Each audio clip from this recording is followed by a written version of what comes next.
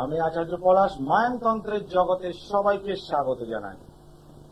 শ্রী শ্রী টিভির পর্দায় বিকেল 4:25 আপনাদের জন্য যে অনুষ্ঠান আমি করি, সাধক ভামা খ্যাপার যার জীবন কাহিনী এবং তার বাল্য বয়সের একটি বিশেষ ঘটনা আজকে আপনাদের সামনে তুলে ধরব। সাধক ভামা খ্যাপার সম্বন্ধে জানানোর সঙ্গে সঙ্গে সাধক শ্রীমৎ তৈলঙ্গ স্বামী কিছু বাণীও আপনাদেরকে শোনায়। কারণ সাধকরা, ভারতবর্ষের সাধকদের মূল উদ্দেশ্য ছিল যে জগৎ সংসার তথা মানব জাতির কল্যাণে নিজের জীবনকে উৎসর্গ করা। সেই সাধকদের, মহাপুরুষদের বাণী এবং তাদের জীবন কাহিনী পড়তে পড়তে এবং আপনাদেরকে শোনাতে শোনাতে আমিও সেই সিদ্ধান্তে বহুদিন আগেই উপনীত হয়েছি যে মানুষের যা সমস্যা হবে, সমস্যার সমাধান আগে করতে অবশ্যই তারপর মূল্য দেব। কারণ একাধিক মানুষ একাধিক সমস্যায় জর্জরিত। আমার কাছে দুরকম মানুষ যারা আসছেন, যে সমস্ত ক্লায়েন্ট আমার কাছে আসেন, দুটি কথার মধ্যে একটি কথা তাদের মুখে লেগেই থাকে। একরকম কথা হলো, আমার সবকিছু শেষ, দেয়ালে পিঠ থেকে গেছে, আর জীবনে উন্নতি করার কোনো জায়গা নেই। কেউ দিনায় জর্জরিত, কেউ টাকা ধার দিয়ে বিপদে পড়েছেন, এই নানা রকম সমস্যা। আর এক শ্রেণীর লোক বলেন যে অনেক জায়গায় গিয়ে টাকা নষ্ট হয়েছে, কাজের কাজ কিছু না। 100% প্রত্যেকটা মানুষের সমস্যার সমাধান করাই আমার জীবনের মূল উদ্দেশ্য। অর্থটা সেখানে মুখ্য নয়, কিন্তু জীবন ধারণের জন্য অর্থের প্রয়োজন, অর্থটা সেখানে গৌণ উপকার।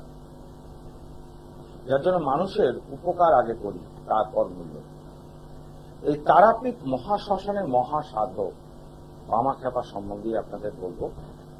তো খ্যাপার মা রাজকুমারী দেবী যখন দেহত্যাগ করেন, সেই সময় খ্যাপার ভাই রামচন্দ্র তার আত্মীয় স্বজনকে নিয়ে মায়ের শবদেহ দাহ করার জন্য তারাপীঠের শ্মশানের উদ্দেশ্যে রওনা দেয়। এমন সময় নদীতে বান আসে এবং বজ্র বিদ্যুৎ সহ বৃষ্টিপাত শুরু। এরকম অবস্থায় খ্যাপার ভাই রামচন্দ্র এবং আত্মীয়রা, তার আত্মীয় স্বজন এবং আশেপাশের প্রতিবেশীরা ঠিক করেন যে তারাপীঠ শ্মশানে না গিয়ে তার উল্টো দিকে, অর্থাৎ উল্টো পারে দ্বারকার পাশেই রাজকুমারী দেবীর দেহকে দাহ করা হবে। এবং অকস্মাৎ সেই সময় খ্যাপা দ্বারকায় স্নান করার জন্য নদীঘাটে নেমে এই দৃশ্য দেখতে পায় যে ভাই রামচন্দ্র এবং আত্মীয় স্বজন, এবং সে অনুমান করে নেয় যে তার মায়ের কিছু হয়েছে, কারণ সে শুনেছিল তার মায়ের শরীর ভালো নেই। সে দেখতে পায় এবং শুনতে পায় এপার থেকে যে তার মা দেহত্যাগ করেছে। এটা শোনার পর খ্যাপার মনে একটাই কথা আসে যে তারা আমার মায়ের কি এই তারাপীঠে পূর্ণ শ্মশানে দাহ হবে না? মায়ের কি পুণ্য লাভ হবে না অন্তিম সময়? এটা চিন্তা করতে করতেই জয় তারা বলে সেই খরস্রোতা দ্বারকা নদীতে ঝাঁপ দেন এবং সাঁতরে নদী পার হয়ে ভামা খ্যাপা নিজের মায়ের শবদেহকে নিজের পিঠে তুলে নেয় আর একটি কাপড় দিয়ে নিজের শরীরের সাথে মায়ের দেহকে জোর করে কষ্টে পিষ্টে বেঁধে নেয়। বেঁধে পুনরায় আবার দ্বারকা নদীতে ঝাঁপ দিয়ে পারে আসে। অবশেষে তারা মায়ের কৃপায় তার মায়ের সেই তারাপীঠ পূর্ণ শ্মশানে দাহ করা হয়। মনে রাখতে হবে, ঈশ্বর সব সময় প্রত্যেকটা মানুষকে সহযোগিতার জন্য হাত বাড়িয়ে দেয়, কিন্তু সেই মানুষটি যাকে হাত বাড়ানো হয়েছে, সেই খ্যাপা যদি এপারে থেকে শুধু দেখতো আর ভাবতো, তাহলে তার মায়ের সৎকারটা আর তারাপীঠ শ্মশানে হতো না, তাহলে ওপারেই হতো। খ্যাপাকে এগিয়ে আসতে হয়েছিল। সেজন্য যে কোনো সমস্যা মেটানোর জন্য ঈশ্বর আপনাদের পাশে অবশ্যই থাকবেন, কিন্তু আপনাদেরকে এগিয়ে আসতে হবে, তবেই ঈশ্বর তার পূর্ণ ফল আপনাদের দেবে। ঘরে বসে হাত গুটিয়ে ঠাকুর ঠাকুর করলে কিন্তু ঠাকুর আপনাকে সমস্যা মুক্ত করবেন না। সমস্যা মুক্তের জন্য ঠাকুর পথ দেখাবেন, এবং নির্বাচনের জন্য আপনাকে এগিয়ে আসতে হবে যে কে আপনার সমস্যা মেটাবে, কে হবে পথপ্রদর্শক। তো যাই হোক, যে স্থানে আমি ছিলাম, শ্রাদ্ধ দাহর পর অসুযান্ত্রের কাজ রামচন্দ্র খেপার ছোট ভাই সব নিয়ম মাফিক পালন করছে। এইবার আমি কলারকে দেখে নিই, তারপর পরবর্তী ঘটনাটা বলছি। জয় মা তারা। জয় মা তারা। বলুন, কে বলছেন, কোথা থেকে বলছেন? আমি বর্তমান থেকে বলছি, আর আমি আমার ভাইয়ের সম্বন্ধে জানতে চাই। ভাইয়ের নাম কি মা বলুন? প্রদীপ দাস। প্রদীপ প্রদীপ দাস। দা। জন্ম তারিখ প্রদীপের? জন্ম 2 তারিখ সেপ্টেম্বরে, হুম। আর 1996। টাইমটা? রাত 1টা। জন্মস্থান কত? বর্ধমান? বর্তমান থেকে বলছি। আপনার নাম কি? আমার নাম উমা। উমা? উমা উমা উমা কি? উমা দাস। উমা দাস। সোমবার জন্মবার, মানে রবিবার রাত্রে জন্মেছে? না না, ওর তো জন্ম। তাহলে আমার ভুল হচ্ছে কোনো date of birth. Date of birth সঠিক থাকলে ফোন করুন। তো যে জায়গায় আমি ছিলাম, বামাচরণ এবার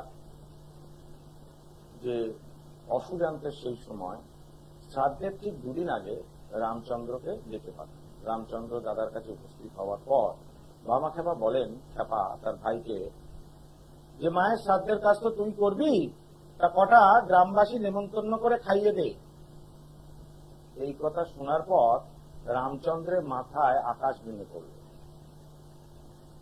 নিজেরই খাবার জোটে না, সে আর গ্রামের মানুষদের কি করে খাওয়াবে?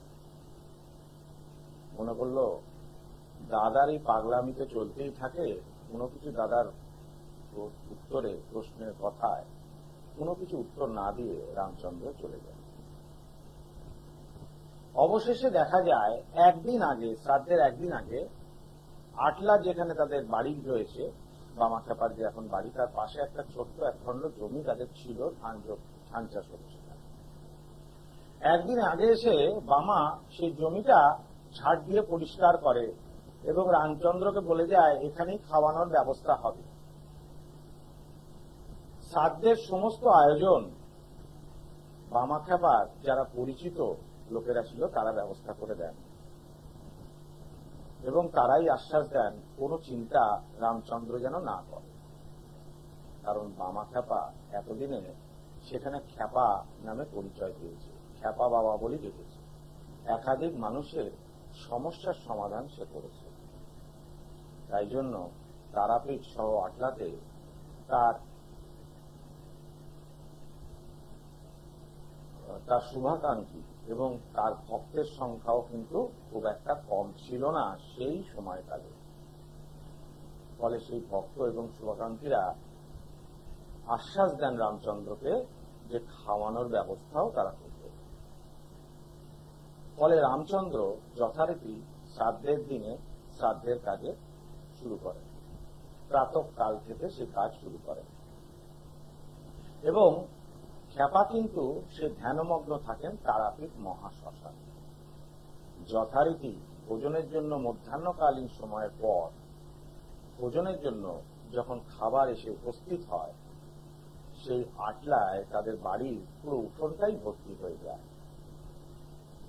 রামচন্দ্র শ্রাদ্ধের কাজ সম্পন্ন করেন মধ্যাহ্নকালীন অতিক্রান্ত হওয়ার পর। শ্রাদ্ধের কাজ সম্পন্ন করে তারপর ভোজনের জন্য ব্যবস্থা শুরু করেন। এমন সময় দেখা যায় সেই আটলা গ্রামে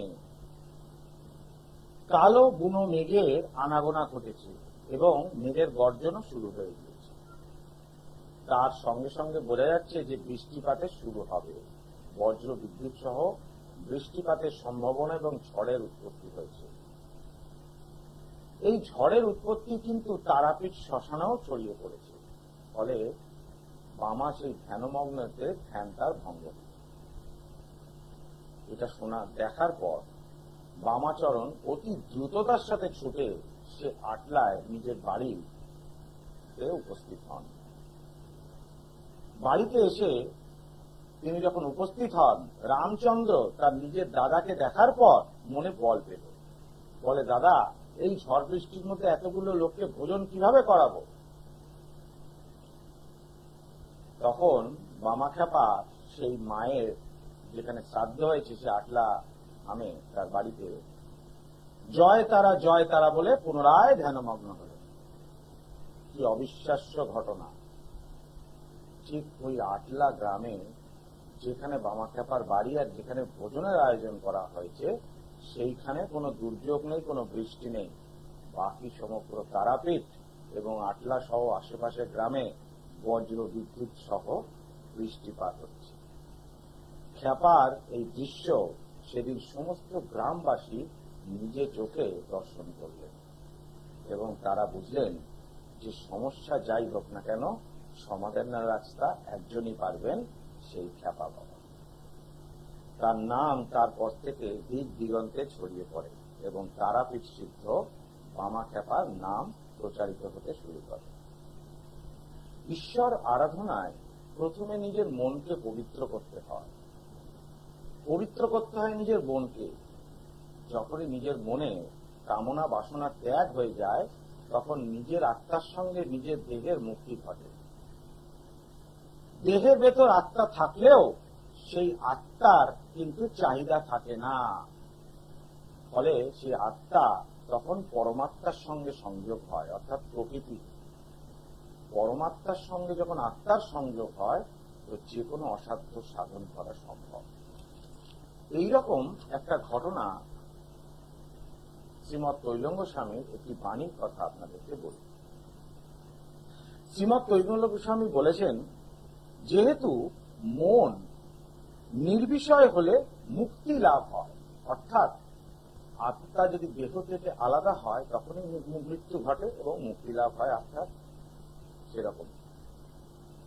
অতএব মুক্তিকামী মানুষের মন নির্বিষয় অর্থাৎ বাসনা বর্জিত করাই কর্তব্য। অর্থাৎ আপনি জীবিত থাকাকালীন যদি আপনার মন থেকে কামনা এবং বাসনা ত্যাগ করতে পারে, কোনো কিছু পাওয়ার আশা, যে এটা আমার হবে, এটা আমার পাওনা ছিল, এই জিনিসটা আমাকে রক্ষা করতে হবে, এইরকম কোনো কামনা বাসনা যখন বর্জন করবেন তখন নিজের দেহ থাকবে কিন্তু আত্মার সংযোগ হবে পরমাত্মার সঙ্গে। সেই পরমাত্মার সঙ্গে যখন আত্মার সংযোগ হবে তখনই আপনি যেটা মুখে বলবেন সেই বাক সিদ্ধ আপনি তৈরি হয়ে যাবেন, অর্থাৎ মুখে যেটা বলবেন সেটা ঘটবেই ঘটবে। আর এই তারাপীঠ মহাশ্মশানে যে মহাযজ্ঞ আমার হয়, ঠিক গুরু বামদেব যেখানে ধ্যান করতেন, যে সাধনা করতেন তার পাশেই সেখানে আমার মহাযজ্ঞ হয়। এই যজ্ঞের হিট থাকে এতখানি প্রচন্ড পরিমাণ বেশি, আপনারা দেখতে পাচ্ছেন প্রচন্ড পরিমাণে যজ্ঞের হিট থাকে। ধারণ ছাড়া প্রতিকার, এই ধারণ ছাড়া প্রতিকার, যে ব্যক্তিকে কিছু পড়ানো যাবে না সেই ব্যক্তির ফটো দিয়ে, তার বাড়ির লোক যখন আসেন তাদের ধারণ ছাড়া প্রতিকার এইভাবেই করি, সেই ব্যক্তির ফটো দিয়ে এবং নাম দিয়ে যে ক্রিয়াকাণ্ডগুলো হয় অবশ্যই তাকে কিছু ধারণ করানোর দরকার নেই, সে সমাধান হবেই হবে। আমি আগে কলার বন্ধুকে দেখে নিই, তারপর আসবো কিছু আলোচনা। জয় মা তারা। জয় মা তারা। বলুন, কে বলছেন, কোথা থেকে বলছেন? আমি তারকেশ্বর থেকে বলছি, মহেশ্বর পাত্র। তারকেশ্বর থেকে মহেশ্বর পাত্র। আচ্ছা, বলুন, নিজের সম্বন্ধে জানবেন? আমি আমার মেয়ের সম্বন্ধে জানতে। মেয়ের নাম কি? মেয়ের নাম কি? তরুণীমা পাত্র। জন্ম তারিখ তরুণীমা? 29/9/2009। 29/9/2009। টাইমটা বলুন। রাত্রি 9:35। রাত্রি 9:35। জন্মস্থান কি হুগলি তারকেশ্বর? হ্যাঁ, হুগলি তারকেশ্বর। প্রশ্ন কি বলুন? মেয়ের পড়াশোনা সম্বন্ধে কিছু জানতে চাইছি। পড়াশুনো।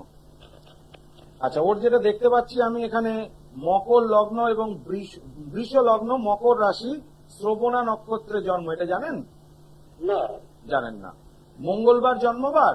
হ্যাঁ, মঙ্গলবার জন্মবার। মঙ্গলবার জন্মবার। মেয়ে খুব জেদি, খুব রাগী একটু, হ্যাঁ হ্যাঁ হ্যাঁ, প্রচন্ড রাগ, প্রচন্ড। তাই না? খুব রাগী। আচ্ছা, এখন তো বয়স খুব বেশি নয় খুব একটা, তবে ওর কি হজমের সমস্যা কি হয় মাঝে মধ্যে? একটু মোটা হয়ে যাচ্ছে বা একটু রোগা হয়ে যাচ্ছে অতিরিক্ত, এরকম কি মনে হচ্ছে ওকে? না, সেরকম কোনো ইয়ে নেই, তবে শরীরটাও খুব একটু মাঝে মাঝে খুব খারাপ থাকে। আচ্ছা, এবার আসছি পড়াশোনায়, যেটা আপনার ছিল, তাই তো? হ্যাঁ হ্যাঁ হ্যাঁ। দেখুন, এখানে যেটা দেখতে পাচ্ছি, পঞ্চম ভাবে রবি এবং শনি একত্রিত ভাবে রয়েছে। রবি এবং শনি যদি পঞ্চম ভাবে একত্রিত হয়, পঞ্চম থেকে দেখি উচ্চ বিদ্যা, এবং বিদ্যার স্থানটা পঞ্চম থেকে আসে, আর চতুর্থ ভাব থেকে আসে লোয়ার এডুকেশন। ও বর্তমান কোন ক্লাসে পড়ছে? ও 9-এ পড়ছে, ক্লাস 9। 9-এ।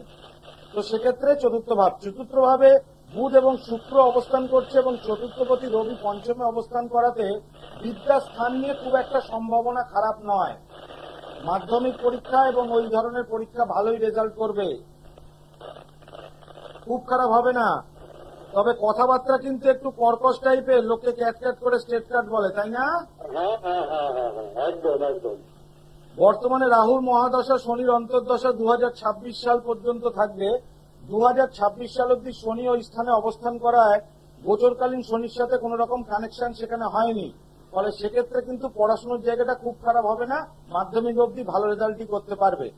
তৃতীয়ভাবে কেতু থাকার জন্য একটা বাজে ছেলের সঙ্গ লাভ হওয়ার একটা সম্ভাবনা রয়েছে ভবিষ্যতে, ঠিক আছে?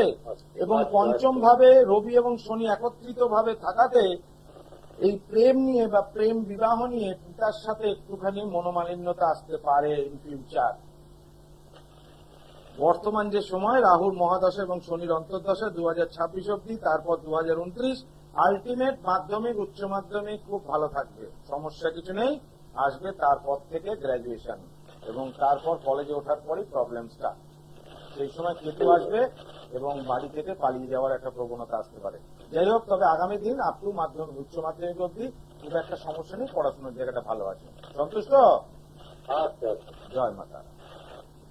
দর্শক বন্ধু, আমি সবাইকে সহযোগিতা করি যারা টিভির অনুষ্ঠানে ফোন করছেন সৃষ্টিবিতা। আমি আরেকটা মাত্র কল নেব, আমাকে ফোন করতে পারেন। দেখুন, সরাসরি ফোন করার জন্য দুটি নাম্বার রয়েছে, দুটি বুকিং নাম্বার, কন্ট্যাক্ট নাম্বার 9836955394 এবং 98396305, 9836396305, দুটি নাম্বারই রয়েছে। প্রতি অমাবস্যায় তারাপীঠ মহাশ্মশানে আমার মহাযজ্ঞ থাকে। এই ধারণ ছাড়া প্রতিকার বলি, সেই যে ধারণ ছাড়া প্রতিকারে কি হয়, এই যে সাকল্য প্রয়োগ হয় যজ্ঞতে, এই যে সাকল্য প্রয়োগ করি, সাকল্যের যে হাত যশ থাকে, অর্থাৎ বশীকরণের জন্য এক প্রকার সাকল্য, সেই বশীকরণের সাকল্যে এই যে হাত দিয়ে যে ক্রিয়াটা করা হয়, ওই সাকল্যের গুণ এবং হাত যশ এর ফল থাকে আগামী, এবং সাধকের সাধনার গুণ এবং মুখে যে মন্ত্র উচ্চারণ হচ্ছে তার গুণ থাকে 8 আনা। এই 8 আনা 8 আনা মিলে 16 আনা কাজ হয়। সেই হাই ট্রান্সফার এনার্জি যে পরম শক্তি, অদৃশ্য শক্তিকে আহ্বান করতে হয়, তাকে আহ্বান করার একরকম টেকনোলজি আছে। মনে রাখতে হবে, তন্ত্রে যে কোনো সমস্যার সমাধান হবে, সে বশীকরণ থেকে আপ টু মারণ ক্রিয়া অব্দি সমস্ত ক্রিয়াতেই সফলতা পাওয়া যাবে। কিন্তু প্রত্যেকটা ক্রিয়ার টেকনোলজি আলাদা হয়। যেমন টিভির টেলিকাস্টের এক প্রকার টেকনোলজি থাকে, মোবাইলের টেলিকাস্টের একরকম টেকনোলজি থাকে, সেরকম তন্ত্রের একটা টেকনোলজি আছে। হঠাৎ ধুনো দিয়ে, কর্পূর দিয়ে হোম করলাম, হোমার দিয়ে সেটা হোম হয় না, সেটা মন্ত্র উচ্চারণে অগ্নিকে সমর্পণ করা হয়, তাকে বলা হয় বৈদিক হোম। তাতে কাজের ফল অনেক দেরিতে, যে সাধকগণ কাজ করেন তাতে কাজের ফল অনেক দেরিতে হয়। আর যে মায়াংতন্ত্রের যে হোম, এই যে সাকল্য থাকে, এই সাকল্যের গুণে 8 আনা ফল, আর মন্ত্রের গুণ 8 আনা, ফলে 16 আনা তৎক্ষণাৎ কার্য সম্পন্ন হবে। সমস্যা যাই হোক না কেন সমাধান হতেই হবে, এবং ধারণ ছাড়া প্রতিকার 100% সমাধান। কারণ এই যে সাকল্য প্রয়োগের যজ্ঞ হয়, এই যজ্ঞে সেই অদৃশ্য শক্তি সেই গন্ধে চলে আসবে যজ্ঞের স্থানে, এই সাকল্যের গন্ধে। ফলে তারা যখন সেই ব্যক্তির সমস্যাকে কর্ণপাত করবেন, অর্থাৎ শুনবেন, তারপরেই সে সেটা সমস্যা মেটাবে। আরেকটা কথা যেটা বলি, যে সব তন্ত্র বারবার, মায়ানতন্ত্র একবার, প্রত্যেক গ্রহের প্রতিকার আচার্য পলাশের মেটাল ট্যাবলেটে জুড়ি মেলা পায়। এই মেটাল ট্যাবলেট খেতে হয় না, এটা ধারণ করতে হয়। এই মেটাল ট্যাবলেট ধারণ করার সঙ্গে সঙ্গেই সমস্যা মুক্ত। কেন? তার কারণ আমার বিচারটা থাকে জ্যোতিষ মতে। অনেকের জন্মছক নাও থাকে, হাত দেখে বিচার করতে হয় আমাকে ফেস রিডিং থেকে। সুতরাং বিচারটা এতখানি পারফেক্ট হয়, আমার এতখানি নির্ভুল বিচার হয় যে কোন স্থানটা ড্যামেজ হয়েছে সেটা আমি বার করি প্রথমে। যখন দেখি স্থানটা সম্পূর্ণরূপে ড্যামেজ হয়েছে, ঠিক পার্টিকুলার কোন গ্রহ ড্যামেজ করলো না, বাস্তু থেকে ক্ষতি হলো না, তৃতীয় ব্যক্তি দ্বারা ক্ষতি হলো, এটা যখনই আমি বার করি একদম নির্ভুল বার করি। ফলে ওখানেই প্রথম প্লাস পয়েন্টটা এসে যায়। যখন একজন ডাক্তার কি কারণে রোগীর জ্বর হচ্ছে বুঝতে পারেন, সেটা পেট গরম থেকে না ঠান্ডা লাগার জন্য, না ইনফেকশন জন্য ভাইরাল, না ব্লাড থেকে হয়েছে, ডাক্তারবাবু যখন বুঝতে পারেন, তখন সেই ডাক্তারবাবু রোগ যেমন নিরাময় করতে খুব সহজ হয়ে যায়, এটাও ঠিক তাই।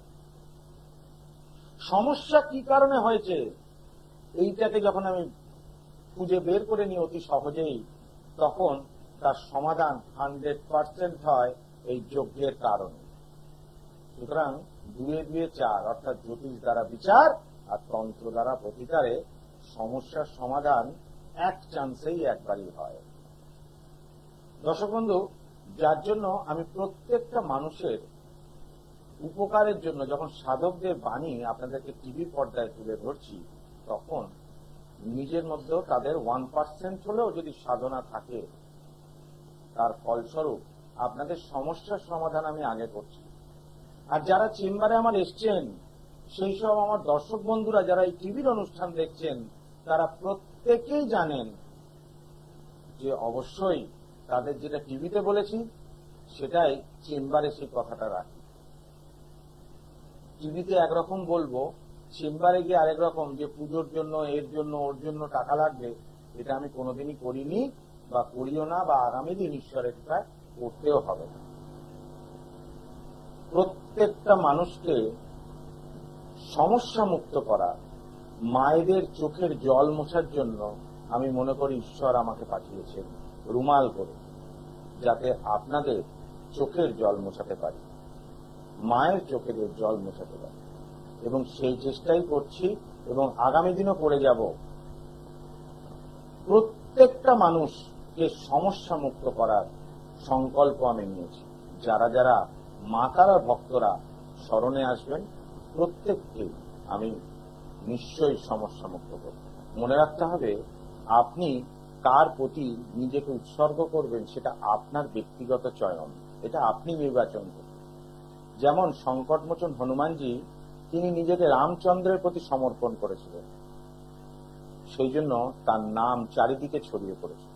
আবার অন্যদিকে মহাভারতে ভীষ্ম, সে ধৃতরাষ্ট্র এবং হস্তিনাপুরের প্রতি নিজের জীবনকে উৎসর্গ করেছিল, সেই জন্য সে এত বড় যোদ্ধা হওয়া সত্ত্বেও তাকে সেই ঈশ্বরের সম্মানটা কেউই দেয়। নির্বাচন আপনাদের। আজকের মতো এখানেই বিদায় নিচ্ছি, আবার আসবো সৃষ্টি টিভির পর্দায় লাইভ অনুষ্ঠান করতে। ওম সর্বমঙ্গল মঙ্গলে শিবে সর্বার্থ সাধিকে শরণ্য ত্রম্বকে গৌরী নারায়ণী নমস্তুতে। দূর আর দূরে নেই অচেনা আচেনা